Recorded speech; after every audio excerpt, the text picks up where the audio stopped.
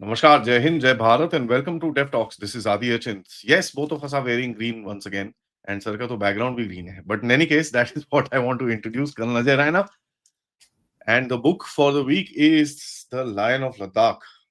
I mean, lion तो नहीं है. मैं तो इनको कर्नल रिंचन को मैं तो एक ही चीज बोलूंगा साहब. This guy is not a lion. He's a human tank. ठीक है. I mean, this story really amazes to actually tell us कि भाई कितना कुछ एक आदमी कर सकता है अपनी जिंदगी के अंदर. इट्स बियॉन्ड रिकग्निशन एंड हम लोग तो भूल जाते हैं ऐसे लोगों को. कर्नल साहब ही थे एमवीसी. मतलब पता नहीं 2-3 एमवीसी हैं इनके पास. मेरे हिसाब से तो 5-6 और मेडल आने चाहिए थे. But his story is inspiring. Sir, thank you so much for writing this book. Beautiful if I may. Thank you आदि. नमस्कार टू यू एंड व्यूअर्स. हाँ, भूल जाते हैं. ही इज महावीर चक्रा बार, 2 महावीर चक्रा, सेना मेडल और मेंशन डिस्पैचेस. सो 4 ऑपरेशंस, उन्होंने 4 वॉर्स लड़ी और चारों में उनको डेकोरेशन मिली. एंड देन नॉट ओनली कि अब भूल गए हैं, उनको सर्विस में रहते रहते लोग भूल गए थे. बाद में उनका एंड जो हुआ सर्विस का, फिर वापस लाना, वो थोड़ा बड़ा एक सैड स्टोरी था जो बड़ा इफेक्ट पड़ा उन पे बाद में. तो ये किताब मैंने लिखी थी, उनकी बेटी हैं डॉक्टर एंगमो, तो उनके साथ मिलके. और क्योंकि जब हम देखेंगे इनकी life, started as teenager soldier.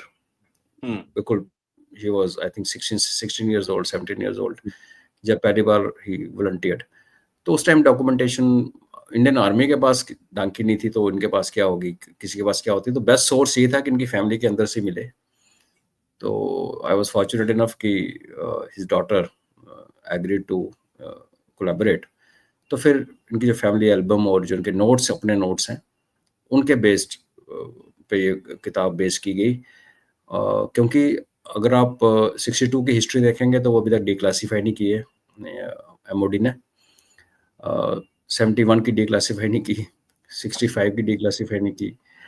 तो जब चीज़ें डिक्लासीफाई नहीं हो, जो हमारे देश में बड़ी कुछ रीजंस नहीं बता क्या हो सकता है भाई, इतनी देर बाद 47 की हिस्ट्री 87 में 88 में जाके डिक्लासीफाई की गई. तो फिर क्या होता है कि बड़ा मुश्किल हो जाता है सोर्स ढूंढना. और आप ऐसे कुछ लिख दो जिसमें कोई एविडेंस ना हो, जिसका कोई सॉलिड बैकअप ना हो, तो वो फिर it doesn't stand to scrutiny. तो इसलिए जब किताब लिखने का टाइम आया तो मैंने डॉक्टर साहिबा को बोला कि आप लिखें.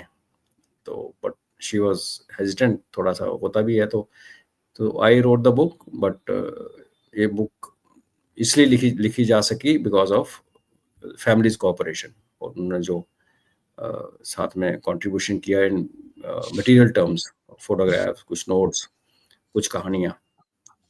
तो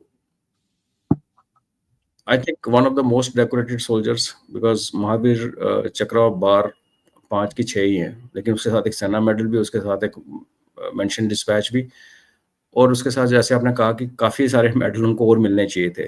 क्योंकि व्हेनेवर ही वेंट आउट उनका कुछ ऐसा ही था, जैसे बाहर जाते थे कुछ ना कुछ एक्शन होके आता था. तो और पीछे से उनकी जो वाइफ के बारे में मैंने लिखा कि she was a homemaker और काफ़ी होमली रिलीजियस माइंडेड लेडी थी. तो every time he went to war, she'll climb up Khardungla pass. अब खरदुंगला पास में आज तो रोड बन गया, तब तो था ही नहीं. And put prayer flags there for safety of everybody who had gone for war, and with the belief कि they will come back, and he in particular will come back, and he always came back. तो ये है museum. अभी इनकी जो घर है Nubra valley में, वहाँ पे रिसेंटली इनका जो एंसेस्ट्रल होम है उसमें म्यूजियम बना है. ले में एक पार्क इनके नाम पे है. खरदुंगला में एक कैफ़े था, वो अनफॉर्चुनेटली इनके नाम पे था. उनकी पूरी लाइफ स्टोरी वहाँ लिखी थी कि एटलीस्ट आप घूमने जाओ खरदुंगला में तो एटलीस्ट उनका नाम पढ़ोगे, फोटो देखोगे, तो वो 5 मिनट का अगर टाइम होगा तो बोर्ड पे पूरी लाइफ स्टोरी थी. वो जब रोड वाइडनिंग के टाइम पे, और वहाँ कैफ़े भी था इन्हीं के नाम से, आर्मी रन करती थी. अनफॉर्चुनेटली वो जब रोड वाइडनिंग हुई खरदुंगला में तो कैफ़े टूटा, तो वो बोर्ड भी हिल गया, उसके वापस नहीं लगा. तो काफ़ी बार अपील भी की थी गवर्नमेंट को भी और आर्मी अथॉरिटीज़ को भी कि उसको रीइंस्टेट कीजिए. बिकॉज जैसे आपने कहा कि भूल गए हैं, बिकॉज भूलते थे भी है ना, जब आप out of sight out of mind हो जाता है. तो कुछ एफर्ट सरकार की तरफ से भी चाहिए. और अपने तरफ से जब बन पाता कि एक किताब लिखी है और अभी विद होप कि लोग पढ़ेंगे एंड जानेंगे कि possibly the most humble soldier and most decorated soldier India has ever seen. So the guy fought in what, 3, 4 wars plus multiple other operations. I mean, I don't think India में कितने soldiers होंगे जिन्होंने इतना सब कुछ करा होगा. हाँ, एक तो देखिए वो पहले तो 47 में लोगों को कश्मीर का पता है, कश्मीर में 22 अक्टूबर का हुआ, और मैं कहता रहता हूँ कि जम्मू के बारे में लोगों को नहीं पता, लद्दाख के बारे में तो बिल्कुल ही नहीं पता। तो जब कश्मीर स्टेबलाइज हुआ थोड़ा बहुत, और ऑफ कोर्स आर्मी को रोक दिया गया कि अब मुजफ्फराबाद मत जाओ, पुंछ, उसके बारे में मैंने बहुत बार बात की है, और रजौरी पुंछ में लड़ाई चल रही थी और कश्मीर में बर्फ गिरी, तो ऑपरेशन स्लो डाउन हो गए, मतलब बंद ही हो जाते हैं उस जमाने में, आपको पता है, रोड्स भी बुरी थी और लॉजिस्टिक्स नहीं थे, वो क्लोथिंग नहीं थी, वो इक्विपमेंट नहीं था बर्फ वाला। उस टाइम एक कॉलम भेजा गया on foot from Srinagar to Leh, क्योंकि खबर ये आ रही थी कि जो पाकिस्तानी हैं वो गिलगित बल्तिस्तान से चलते चलते they had captured, they had reached outskirts of ले, लद्दाख रेंज के साउथ में, और लद्दाख रेंज के ईस्ट नॉर्थ में है नुब्रा वैली, जिसमें सैचिन ग्लेशियर आता है। तो अगर आप थोड़ा आंख बंद करके सोचेंगे तो सबसे ऊपर जो कराकोरम रेंज है, जिसके ऊपर डीबीओ आता है, डीबीओ है और कराकोरम पास है, और उसके नीचे की तरफ जब आप आते हैं तो फिर एक लद्दाख रेंज आता है, और बीच में काफ़ी सारे ऑफ कोर्स पहाड़ हैं।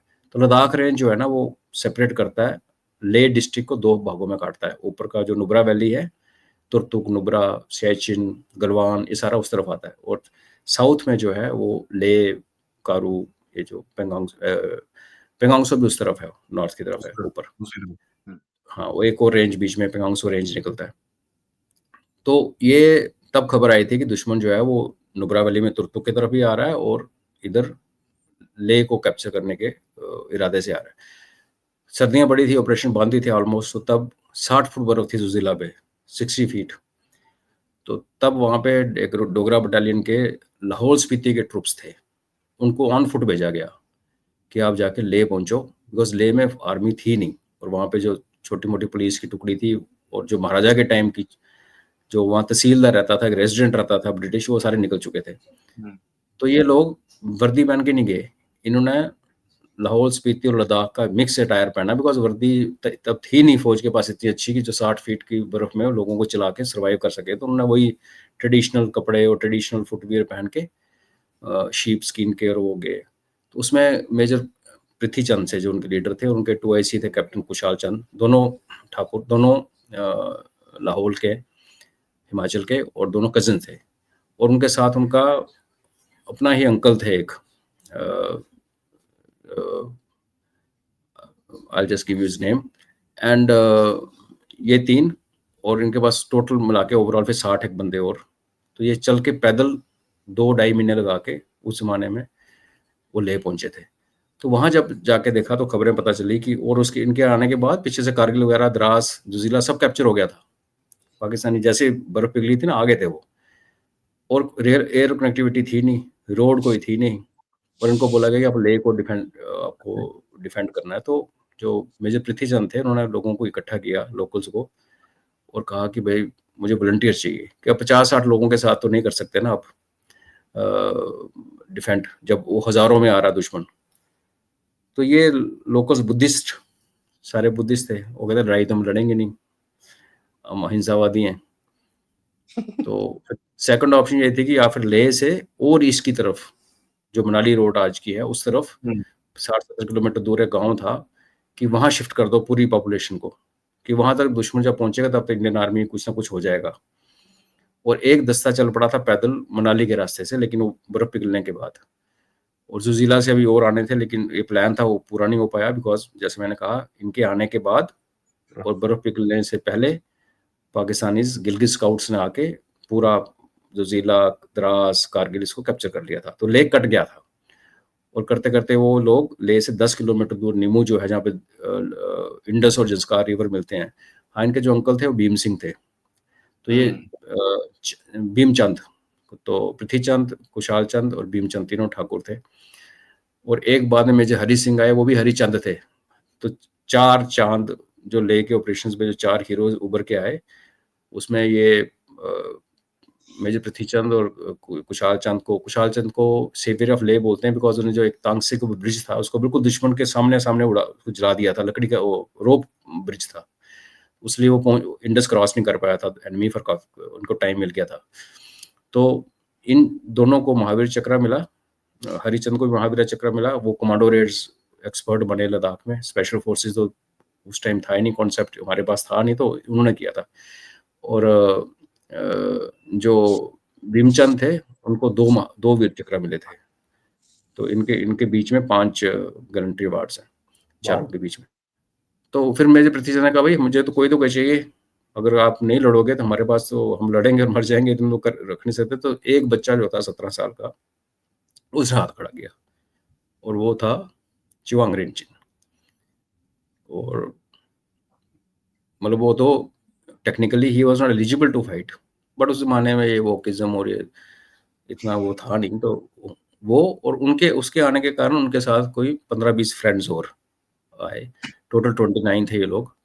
उनको जल्दी जल्दी में ट्रेनिंग दी अपने डोगरा स्काउट्स वालों ने, और फिर म्यूल्स के ऊपर हथियार इनको बांध के इनको बोला आप जाओ नुब्रा वैली को देखो, हम लोग यहाँ देखते हैं। और जो भीमचंद था उनके साथ चला गया, भीमचंद के साथ कुछ लड़के और डोगरा स्काउट्स के। तो ये जाके नुब्रा वैली पहुंचे।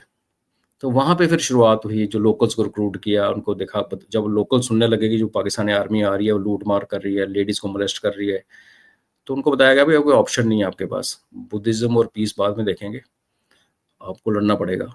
तो वो जो वहाँ फौज बनी, कभी नुब्रा गार्ड्स, कभी कुछ नुब्रा स्काउट्स, नुब्रा गार्ड्स करते करते जो आज की लद्दाख स्काउट्स है, उसका जन्म वहाँ पे हुआ। तो उसका जन्म वहाँ पे हुआ, और उसके जो जन्मदाता थे वो आप ये कह सकते हैं टेक्निकली कि ये चिवांग रिनचिन थे।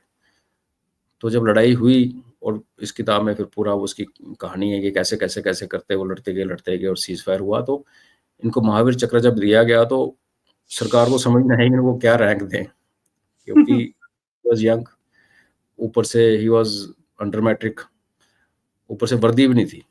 तो एक जेसीओ ने, डोगरा स्काउट्स ने अपनी वर्दी पे इनको दी, शर्ट खोल के पहन लो, and he was awarded first Mahavir Chakra, and then he was appointed Naib Subedar. कुछ समझ नहीं आया तो बोला जेसीओ बना दो। तो वहाँ से शुरुआत हुई। और फिर 62 आते आते आते ही हैड 62 में तो उन्होंने बहुत ज़्यादा काम किया। उसकी वही है कि लड़ाई के बीच में और लड़ाई से पहले जो चीज़ें हुई, जो पता ही नहीं था लद्दाख के इलाके, ईस्टर्न लद्दाख जिसको आज हम लड़ते हैं, ईस्टर्न लद्दाख, वो उसका ज्योग्राफी पता नहीं थी कि वो चिपचाप रिवर के बगल में डीबीओ है, दौलत बेग ओल्डी, वहाँ से नीचे को आता है चिपचाप रिवर, श्योक में मिलता है। वो तो चलो एक ट्रेड रूट के साथ साथ था तो पता था, लेकिन जो राइट साइड से जो अक्साइचिन का जो इलाका था, और वहाँ का जो सुल्तान चौकसी करके एक पॉइंट था, वहाँ से एक रिवर आता था कारी, तो वो नहीं पता था कुछ भी। हाँ, तो इनको वे सारा ए और मेजर रंधावा के नीचे इनको भेजा गया, इन्होंने रेकी की। वहाँ से वो जो इंसिडेंट है कि रात को ए और एक पोर्टर साथ में, दोनों रेकी करने के, रात हो गई, सो गए, सुबह उठे देखा सामने चाइनीज पोस्ट है, तो वहाँ से चुपचाप पीछे निकले। मगर पता ही नहीं था कि चाइनीज कहाँ है, अपना इलाका कहाँ है। लोग कहते हैं ना एलसी, मैं तो 62 मार्च की बात कर रहा हूँ कि एलएसी का अलाइनमेंट छोड़ो, यही नहीं पता था चाइनीज कहाँ है। तो वो बड़ा उसमें ही कंट्रीब्यूटेड कि जब लड़ाई शुरू हुई तो उस time of course he was not there, उनको घर में एक इमरजेंसी थे, आए हुए थे। तो वो फिर बाद में ट्रुप्स विड्रॉ हुए, फिर चाइनीज वापस चले गए, फिर लंबी कहानी है। फिर 65, लेकिन जब आई थिंक उस 71 का जो उनको महावीर चक्र मिला ना, वो आई थिंक वो एक परमवीर चक्र से कम नहीं होना चाहिए था, because he took Turtuk back. Turtuk जो आज टूरिस्ट स्पॉट है, लोग जाते हैं, तो तुरतुक जो था 47-48 में पाकिस्तान ने कब्जा किया था, छोड़ा नहीं था। तो 71 में इन्होंने जाके पहले तो उसको लिबरेट करवाया, और ये खुद डंडा लेके चलते थे, केन, फायर नहीं, never fire is weapon, because army guard ने पूछा भी था कि भाई क्या है, कहता पाकिस्तानियों के ऊपर बुलेट जाया, फायर करके जाया क्यों। उनको आई थिंक हीरा मंडी की पहचान तभी हो गई थी कि ये हीरा मंडी है, that is not worth firing bullet of 50 rupees on them. तो वो लड़ते कैसे हो, तो बोला इनका जो हथियार, इनका अम्युनिशन जो कैप्चर करते हैं ना, इन्हीं को इनके ऊपर फायर करते हैं। तो उसमें इंटरेस्टिंग बात ये हुई थी जब तुर्तुक ने कैप्चर किया ना, रिकैप्चर किया, अब देख लो 47 से वो ऑलमोस्ट 21 साल पाकिस्तान के कब्जे में था, पाकिस्तान आर्मी वहाँ रहती थी। तो जैसे वहाँ पहुंचे ना, पूरा गांव खाली था, सारे दरवाजे बंद, क्योंकि उनको पता लग गया था कि इंडियन आर्मी आ रही है। तो जब काफ़ी शोर करके दरवाज़ा खोला तो पता चला कि मेल्स थे गांव में, लेडीज़ लड़कियां कोई भी नहीं थी। तो पूछा किधर है, तो बोला वो तो नाले में छुपी हैं, बिकॉज उनको ये इंप्रेशन था कि जैसे पाकिस्तानीज ने आके 47-48 में ओवर रेप और मोलेस्टेशन का काम शुरू किया था, ये भी ये करेंगे। तो फिर उनका बोला कि ऐसे नहीं। तो जब उन लेडीज़ को लेके आए ना गाँव वाले, तो उन्होंने सबने अपने मुंह पे काला रंग मला हुआ था, because they wanted to look ugly, बचने के लिए। तो फिर इन्होंने पूरा इस्टेब्लिश किया, और उस दिन लुसार था, बुद्धिस्ट न्यू ईयर की सेलिब्रेशन थी। फिर इन्होंने गांव से कुछ गोट्स और शीप खरीदी, गोट नहीं शीप खरीदी रात को उनका जो फेस्टिविटीज के लिए। और अगले दिन इनको जाना था स्कार्दो में। इतने में पता लग गया था कि इंडियन आर्मी आ रही है और पाकिस्तानी आर्मी भाग रही है आगे से। तो स्कार्दो में लोग तैयार थे, पूरा स्कार्फ वगैरह लगे कि अभी चौहान साहब आएंगे तो उनको हम वेलकम करेंगे। और उधर पीछे से सीज फायर डिक्लेयर कर दिया। तो 24 घंटे और होते तो स्कार्दू, हमारे जो स्कार्दू जो कि आज चाइना का एक बेस बन के बैठा हुआ है, जो फ्यूचर कॉन्फ्लिक्ट में एक बहुत बड़ा रोल प्ले करेगा, वो इनके हाथों से इसलिए निकल गया कि दिल्ली में बैठे लोगों को ये भी नहीं पता था कि ये फौज कहाँ पहुंची और वहाँ पोजीशन के आगे क्या चल रही है, अगले 24 घंटे में कितना कुछ होने वाला है। लेकिन उससे भी इंटरेस्टिंग चीज़ ये है कि फिर इन्होंने अगले 5 साल ना ये तुर्तुक में रहे, बिकॉज वहाँ सेटअप कोई था नहीं। जो थोड़ा बहुत सेटअप था पाकिस्तानी था, वो खत्म हो गया। तो वहाँ सिविल एडमिनिस्ट्रेशन, वहाँ के पटवारी और वहाँ के जो पब्लिक डिस्ट्रीब्यूशन सेंटर सिस्टम, जो राशन आने हैं, जो दवाइयाँ आने, डिस्पेंसरी खुलनी है, वो सारा इन्होंने अगले 5 साल वहाँ रह के सेट किया। उस जमाने में जबकि ना इंटरनेट ना कम्युनिकेशन कुछ नहीं था। और उसकी कॉस्ट उनको कैसे चुकानी पड़ी कि जब ये वहाँ थे ना, इसमें बिजी थे, दुनिया से कट ऑफ, कि लोगों को सेटल करना, उनका माइंड चेंज करना, ये बोलना। इनका एक प्रमोशन एग्जाम ड्यू हो गया। तो प्रमोशन एग्जाम में जब एग्जाम दे लिखने आए, तब श्रीनगर और जम्मू दूर दूर होता था। आज भी प्रमोशन एग्जाम की सेंटर्स बनते हैं। तो वो करंट अफेयर एग्जाम में फेल हो गए। जिसने 5 साल तक न्यूज़पेपर ना पढ़ा हो, जिसने खबरें ना सुनी हो, रेडियो वहाँ चलता नहीं था, तो आप देयर वाज नो कवरेज, तो उनको करंट अफेयर्स कहाँ से पास होगा। और वो फिर ऐसा मसला बना कि he could not clear his promotion exam का करंट अफेयर्स पेपर। तो इनको बोला भाई अभी आप तो अनफिट हो, आपको पढ़ाई नहीं आती। तो वो जोड़ के 2 महावीर चक्र, जो सेना मेडल और मेंशन डिस्पैच, सब साइड पे रह गया, और इनको फिर रिटायर कर दिया गया एज ए मेजर। तो लकली फिर जो बाद में जब आंखें खुली लोगों की, ये बहुत बड़ी गलती होगी कि सबसे बड़ा डेकोरेटेड सोल्जर है, और जो 17 साल में वॉलंटियर होके जो लद्दाख में बचाने में बहुत बड़ा रोल इनका है। तो फिर इनको रिकॉल किया गया वापस, और फिर लेफ्टिनेंट कर्नल बना के, लेफ्टिनेंट कर्नल की सर्विस से जब ये रिटायर हुए तो इनको एक ऑनररी रैंक मिला कर्नल का, और लद्दाख स्काउट्स के।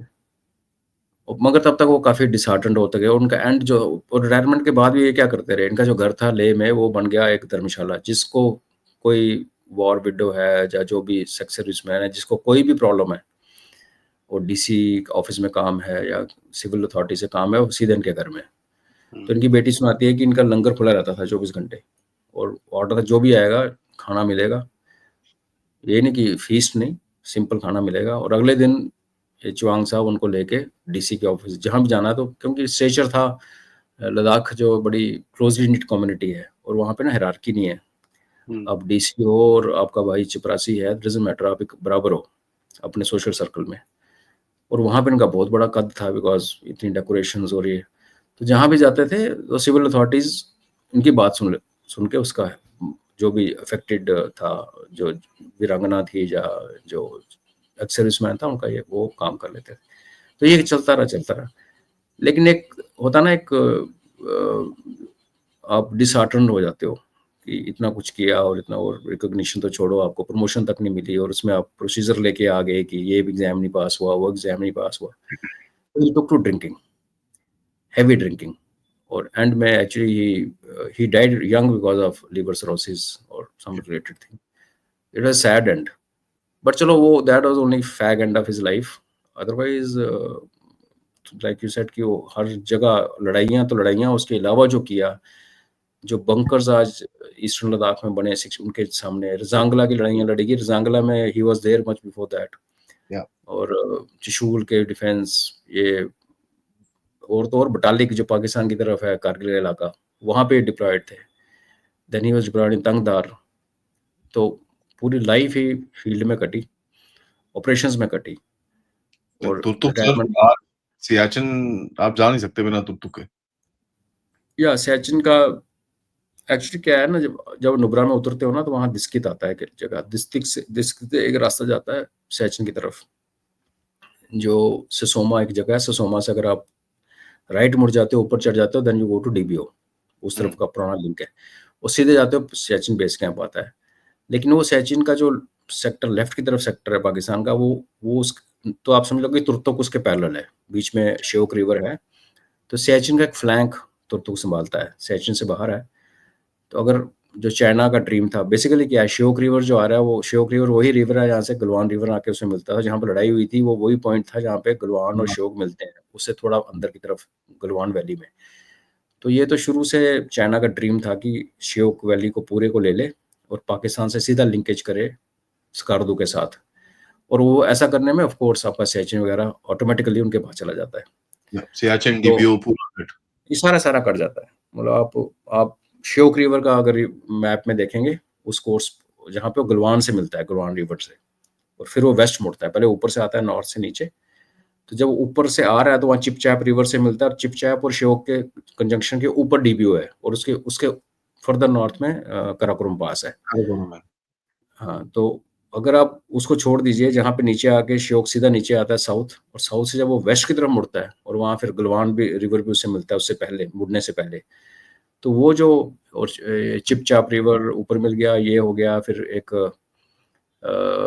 ये पेंगांगसो के नॉर्थ में एक क्या नाम है उस जगह का, will come to me again. तो वो रिवर जब सवे मिलता है, तो शो का साइज बढ़ जाता है अपने आप में ना। तो वो साइज बढ़ने के बाद फिर वो जब वेस्ट मुड़ता है, तो इट बिकम्स, तभी इसको रिवर ऑफ डेथ और कुछ कहते हैं, बिकॉज काफी लोग इसमें मरते हैं।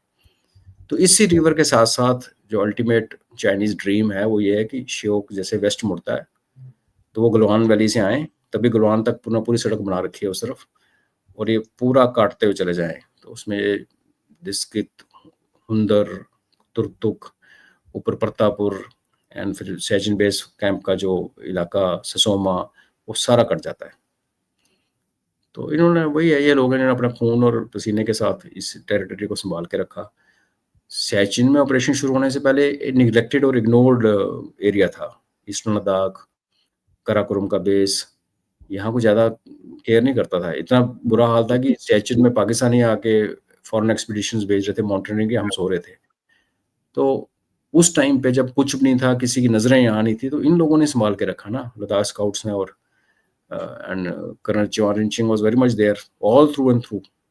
और डे 1 से लेके लद्दाख स्काउट्स के जैसे मैंने कहा, नुब्रा स्काउट्स, नुब्रा गार्ड्स, वो फॉर्म चेंज होती रही, लेकिन जो इनकी जो ओरिजिन है लद्दाख स्काउट्स का, फर्स्ट डे जिस दिन ये बनी, वो उस दिन बनी जिस दिन उन्होंने एक गैदरिंग के अंदर अकेले बच्चे ने हाथ खड़ा किया था। And Crazy. अगर आज आप देखेंगे तो Ladakh scout is very small regiment, 4-5 battalions, but one of the most decorated regiments. ये इनकी लेगेसी है। ये वो तो I mean crazy. You know, it's like वो होता है ना, सुपरमैन, क्या पंगा, उसको भेज दो। He was basically that. Yeah. And he would stand there and bloody get the panga done, sorted out, no problem. नहीं, उनका सिस्टम बड़ा क्लियर था ना। उनका देखो, कोई भी पहाड़ों में क्या होता है ना, जब high altitude, super high altitude है, हाई एल्टीट्यूड थोड़ी है, तो सुपर हाई एल्टीट्यूड है ना, यहाँ पे नॉर्मल लोगों को सांस नहीं आती, तो लोकल से एक्लिमेटाइज थे, वो तो चलो फिजिकल पार्ट हो गया। इनका मोडस ऑपरेंडी बड़ा सिंपल था कि दुश्मन यहाँ बैठा ना, क्यों पहाड़ों में आप हाइट्स पकड़ के बैठते हो, पासेस को पकड़ के बैठते हो, तो उनका यह था कि उसके ऊपर से नीचे आओ। तो अगर दुश्मन 18,000 फीट पे बैठा है, तो पहले आप एक 20,000 फीट वाली पहाड़ी पे चढ़ो और वहां से रोल डाउन करते हुए नीचे आओ। एक तो आपका एडवांटेज ये है कि आप नीचे आ रहे हो, दुश्मन को ऊपर देख के लड़ना है, और दूसरा ये कि दुश्मन आपको एक्सपेक्ट नहीं कर रहा। दुश्मन जहाँ 18,000 फीट पे बैठा आपकी तरफ देख रहा है, मुंह उधर करके बैठा हुआ आपके साथ, आप पीछे से आगे। अब ये पीछे से आने वाली लड़ाई प्लेन्स में, डेजर्ट्स में खास करके जहाँ पे खुला इलाका होता है तो पॉसिबल होता है, वहाँ तो गाड़ियों में भी आप पीछे घुस जाते हो। 400 रेड की थी हमारी 10SF ने। लेकिन पहाड़ों में जलनी टेंडेंसी ये होती है लोगों की, भाई हाइट उतनी गेन करें जितनी ज़रूरत है, जितनी लड़ाई के लिए ज़रूरत है। क्योंकि हर कदम जो आप 20 किलो वजन लेके चढ़ते हो ना, आपका खून जमना शुरू हो जाता है उस हाइट पे, सांस नहीं आती, ऑक्सीजन जब अंदर नहीं आती ब्लड थिक होना शुरू हो जाता है। तो इनका फंडा क्लियर था कि भाई लोगों को, जवानों को सामने से अटैक करवा के, जैसे कारगिल में हमने देखा, तो वो मरवाने से अच्छा है कि हम एक टफ रास्ता चुनें और अनएक्सपेक्टेड डायरेक्शन से अटैक करें। और इसी जितने आप इनके ऑपरेशन देखेंगे ना, जो लड़ाई वाले, वो सारे के सारे इसी तरीके से लड़ेगी। पहले जाना बड़ी गलत जगह से, गंदे तरीके से रिस्क लेके जाना, जहाँ पे elements are against you, height is against you, glacier है, चलने का रास्ता ही नहीं है, और फिर वहां से ऊपर से नीचे को रोल डाउन करना दुश्मन के ऊपर। और हर बार ये हुआ कि फिर दुश्मन भागा वहां से, बिकॉज उसके डिफेंसेस की ओरिएंटेशन ही उस तरफ नहीं थी। तो ये एक बहुत बड़ी सिंपल टैक्टिस उन्होंने पूरी लाइफ मेंटेन की। एंड लाइक आई सेड, वो स्टिक केन लेके चलते थे और जवानों को कॉन्फिडेंस था, उनकी पूजा करते थे उनके जवान। तो उन्होंने ऑर्डर दिया और जवान लड़ पड़े। लद्दाखी सर बेसिकली सिंपल, वो एक बार ट्रस्ट गेन हो जाए ना आपका, तो फिर it's very easy to interact. They are simple people, otherwise कम ऐसे नॉर्मल लोगों को लगेगा कि बड़े वो हैं, रिजर्व हैं, रूड भी हैं थोड़े से, बट जिसकी रिस्पेक्ट करते हैं, जिसको वो जानते हैं, उसके लिए वो कुछ भी करते हैं। और ही हिमसेल्फ वाज लद्दाखी। तो दिस इज हाउ, एंड उसकी उनके बचपन की स्टोरी ऑफ कोर्स बुक में है कि कैसे वो नुब्रा से उठ के ले आए और कैसे वहाँ पे जो उनकी वाइफ है बेसिकली वो एक रॉयल फैमिली को बिलोंग करती थी। जो स्टोक वाला आज पैलेस है वहाँ पे, जो किसी टाइम पे रूलर थे, उन्हीं की फैमिली ट्री का हिस्सा है। And he was from a very normal family, Nubra, लेकिन his grandfather was famous for his bravery. तो उनके घर का नाम ही सिंह करके है कि शेर का घर था, जहाँ पे म्यूजियम है आज, वेयर ही वाज बोर्न। तो एक फैमिली लेगेसी भी थी, और फिर उसके बाद of course he continued. Crazy. I must say, the more you read about all these people, इनका मतलब mindset समझने के लिए भी it really needs time for one to think and understand किस जगह से लोग आते हैं, तब जाके you know it's really crazy. In any case, sir, thank you so much, guys. Check this book out. It's available on Amazon. You can buy this. Please buy it. Read it. It's really, really amazing. I mean, I must say, quite a heart-wrenching story of a man that gave so much and we don't even know his name. So, thank you so much to the Colonel Sahab, both the Colonels actually, one who was the Colonel and one who actually wrote about it. Thank There you is so no much. comparison. No comparison. Thank you, Adi. Thanks, Adnan. Namaskar. Jai Hind, Jai Bharat.